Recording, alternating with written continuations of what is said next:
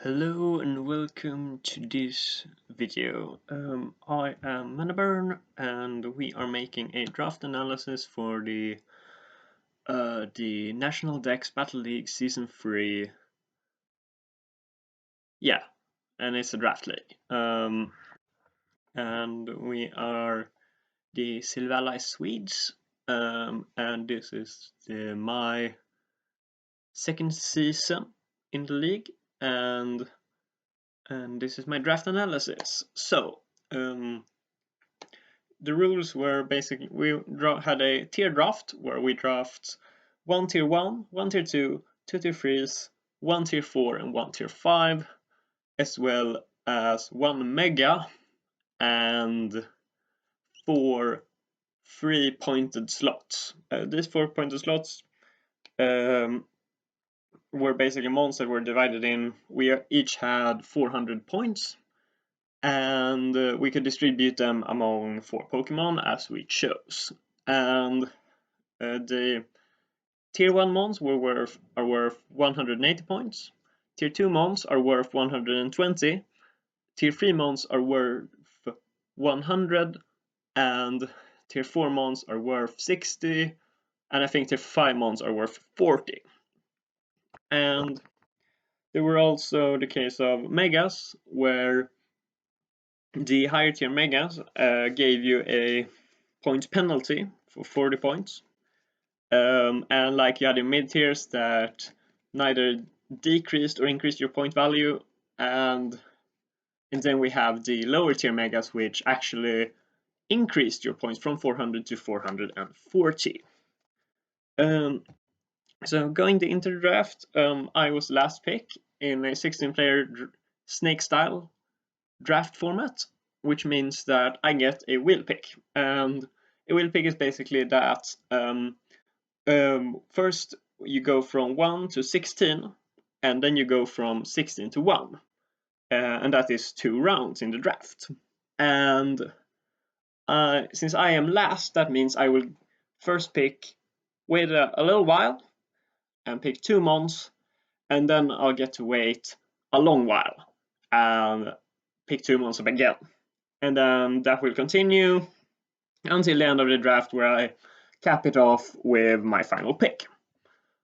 And going into the draft, I was looking at a couple of high tier megas and like the best tier ones, and I used a point list for reference. So I were looking at like Mega Lopunny, Mega Diancie, your Mega Glades, the high tier ones such as Dragapult, Garchomp, and Torn as well. And there were a couple of them, and I ended up drafting Mega Mawile because all the non-megas that were like in your the highest point tier got drafted relatively quickly. I think there were Mew, Tornado Spirion, and Dragapult. And so I looked at the megas, and like the best megas were, according to that list, which I went after this time to like kind of experiment, were Mega Lopunny, Mega Glade, and Mega Mawile. And when I looked at the tier list, I recognized that the most valuable tier 2 mon was going to be Infernape. And so that's a fighting type.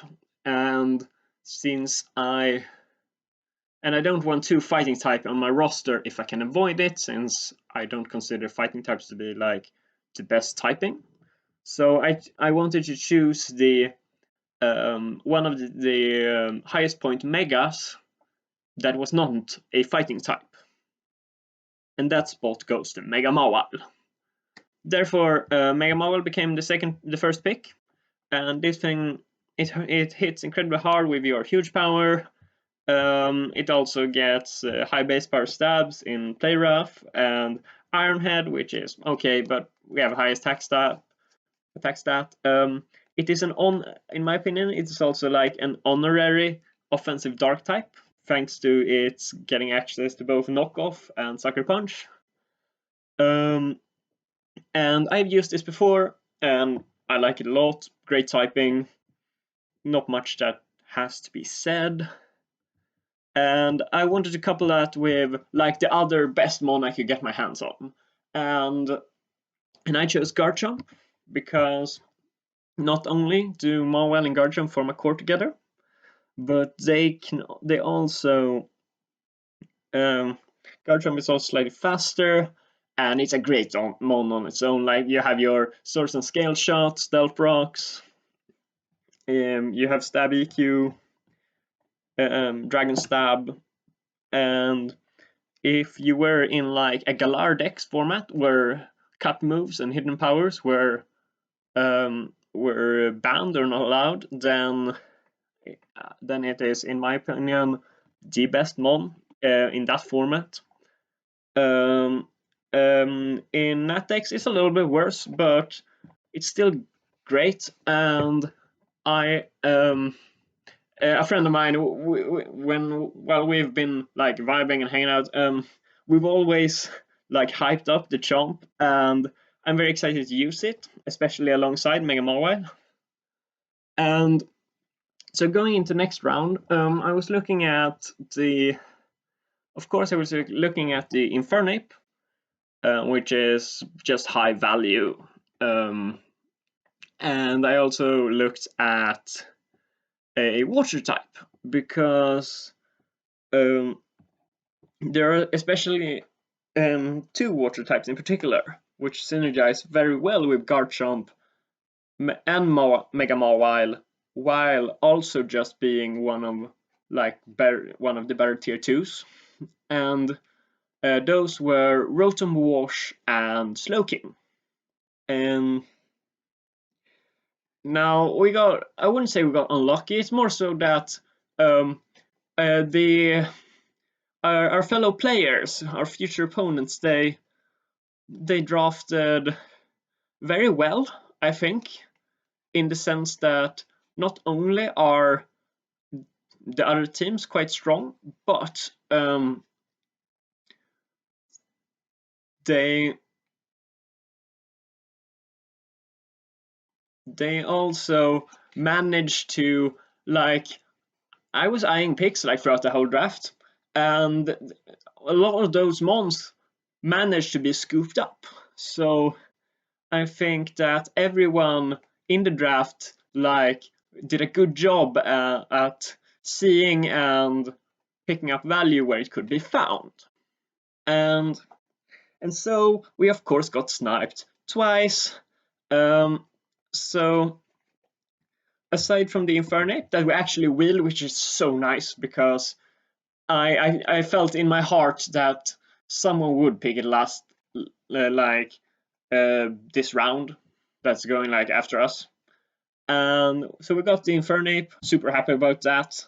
It also like kind of synergizes with Garchomp because as a fire type it covers like a lot of the it threatens a lot of the mons that can switch into Garchomp's EQ, like on your grass and your bug types, and also the steel flyers such as Celesteela, Corviknight, Skarm. Yeah, I think it's those three. I don't know. But then we also got Milotic, and shout out to fellow player named Sarkil, and also for suggesting it. It's a nice bulky water type. It gets flip turn, it scalds, it has the Marvel skill ability, and it's basically like it is your bulky water that can also get momentum, similar to both Rotom Wash and Slowking, which were sadly already drafted. And I'm very happy about it. It takes steel attacks, so that Infernape doesn't have to take all of them, and because like Mawile, we want to like relieve Mawile of switching duty. We don't want it to be our go-to defensive switching, and so a bulky water will help alleviate that. It also begins the fire water grass core that is so tried and tested within the draft community. Now looking at this, I was looking at more tier 2 value because I had made some calculations in my head and on a calculator that with these rules, after drafting a high tier mega, I can afford 2 tier 2s and 2 tier 4s for my 4 free slots. And so, and I have drafted Infernape as my tier 2, and now Milotic as my one of my free tier 2s. And so I want to like try and draft a tier 2 like the next tier 2 as fast as possible, because I don't usually see a reason to like dive early. So I was looking at like Alakazam, Raikou. I think I was also eyeing Rotom Mo, because the thing is, if you look at our team so far, you will notice that we have Mo and Mega, Garchomp and Infernape. Most of all, the Garchomp and the Infernape. And both of those really want to be paired with an electric type, because you have your flying types that switch into both of them, as well as the bulky waters. So an electric type that can actually like turn these offensive weaknesses into momentum can facilitate a lot of progress for an offensive team. So therefore, I was looking at electric types, and I saw Raikou. Raikou is one of the better electric types. It also seemed at the said point list that it seemed to be one of the better tier 2s to rival the weaker tier 1s, which was very appealing. Looked at that. At the same time, I noticed that I'm kind of low on hazard removal because I have none, and I have 3 rockers right now. And I also noticed that while Raikou is very good, there is another mon further down in a lower tier, which is way cheaper, and that is Jolteon. Now Jolteon may not hit as hard as Raikou, but it is faster, and it also gives us the Volt Absorb for another electric immunity. And honestly, like, I expect great things from this Jolteon. I think it will be great. I have faced it before. It's usually pretty annoying, and like all electric types are good while hidden powers are allowed, which they are in this format with these rules. And so, yeah, Jolteon is great here, or I think so. Now, that means that we have, out of our 5 first picks, we have drafted 3 ground weaknesses, and we have no ground resist or immunity yet. So we're gonna have to cover that, especially since I want to grab a grounded poison to remove T-spikes, and I also would like to grab another steel if I can to alleviate pressure from Mawile. But then I looked at tiers and I went with Tornadus Incarnate. And Tornadus Incarnate is a flying type, gives us a fighting resist, which we have none of, and a ground immunity. It's not very, it's frail and squishy, so it can't really function as much of a pivot. And so with this round 5 and our round 6 pick, we are solidifying ourselves into an offensive build, because Torn can't really switch into too many attacks, and the same goes for Jolteon. But both of them are very good at punishing the opponent for playing carelessly. In a way, we are basically saying with Torn that we have it on our team, and the opponent clicks like the fighting type moves, we get in Torn, we get a kill. Because in comparison, Tornado Spheria, which is one of the best mons in the format, with the sea crystals and all the hidden powers and such. And it also gets its access to Regenerator, which makes it very sustainable. Now, Torn Eye is not as sustainable, but it does actually hit harder. And I figured that there are a lot of cool sets we can do. It can also defog. And that is also one of our next ground resists / immunities. So now looking at the board, we can see that all the dark types are going. I was pondering whether to draft another another tier 3, because after drafting Torn, there were actually both Drapion and Alolan Muck were available. Then, I think immediately after the pick after mine, Alolan Muck went, and then the 2 picks down the line, Drapion went. So basically, both the good poison dark types were drafted. And looking at the board, the dark types were getting kind of thin. Greninja also got drafted, which I was looking at, because it forms a core with Mawile and can spike. We really need a spiker because we are drafting offense over here. But when it got back to me, I grabbed the Skuntank, the cheap and the budget version of the tier 3 poison darks. It does not gain T-spikes, which pains me dearly. But I think it will get the job done. It can nasty plot, crunch, defog, and most of all, it can pursuit. Pursuit is allowed, so we are going to be able to pounce on all the psychic types.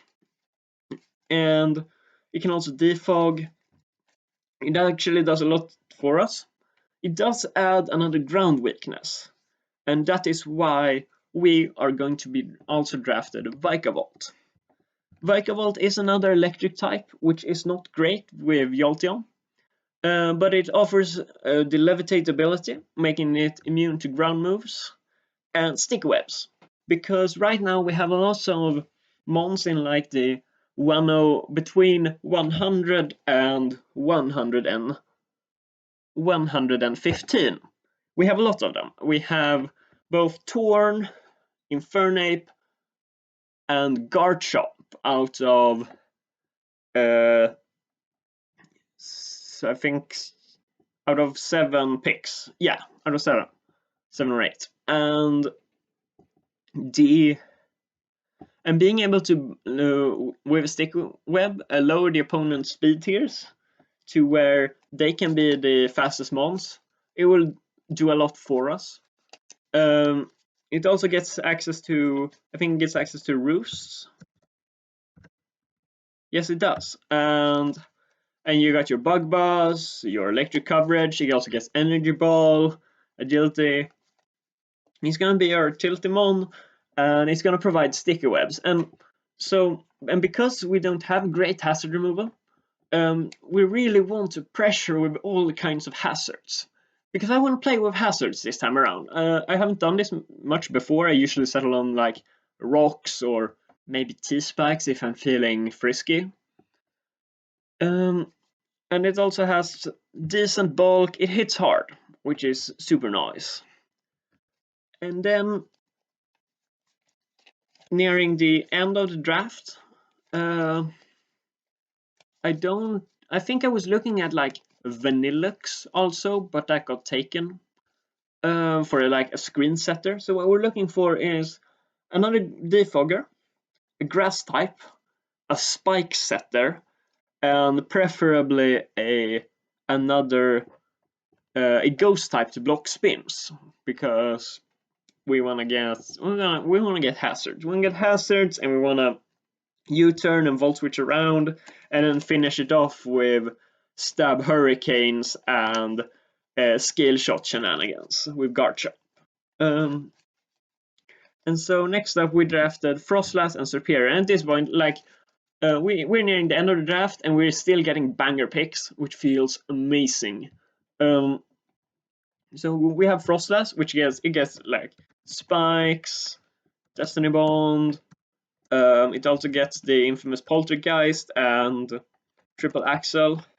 all the good moves basically. It does have a low attack stat, but it gets good speed. And this also makes the sticky webs even better because we have like our spin blocker, and we have another like 110 speed that we can push to the next level to not only outrun like faster mons, but also like natural scarfers that will otherwise try and outrun our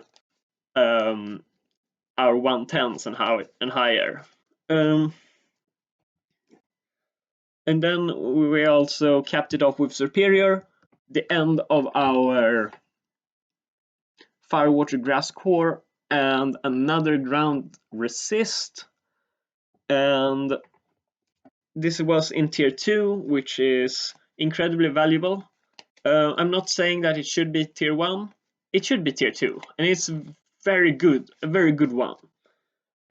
So with the contrary ability, we get to do Leaf Storm shenanigans, increasing our special attack by 2 stages every time. We get to Glare, which is super annoying to face, so I'm hyped to be able to use that, to try that. It does get Defog as well, and it also fits the offensive nature of our team. It also makes it so that whomever does bring like the ground type to try and pressure us, because we are slightly ground weak, that is true. Superior will always be a threat in the back that threatens to do massive damage should our opponent click like a ground move and we get in our Superior, and then they're forced out. We get to click Leaf Storm, we set up, we get tons of momentum, we can sub and glare. There are a lot of advantage to be gained through this grassy snake. It's also an inside joke with our friends, and we like the SERP, we like the King SERP, and then finally to cap it off, we drafted Duosion. Duosion is of tier 5, and it gets screens, and it's also, it has okay bulk with the Violite, and like I don't expect much from this thing. It hits decently hard, but it will mostly be here to set screens basically, because I wanted a screen setter, and this is our hyper offensive draft. I think we did very well. Thank you to all the people that have helped me like discuss the draft and how to proceed. All input is appreciated. And looking at the other drafts, we can see that this is like our team down here, down on the right, and the teams to watch out for mostly are, yeah, Dragapult is always scary, and there are also some scary megas. But I think this will be very fun. I'm excited to see whether how the Summer Santa crown fares, since it will be a test for me and probably a couple others, maybe even all of us. But I am very excited, and so thank you all for watching, and have a great day.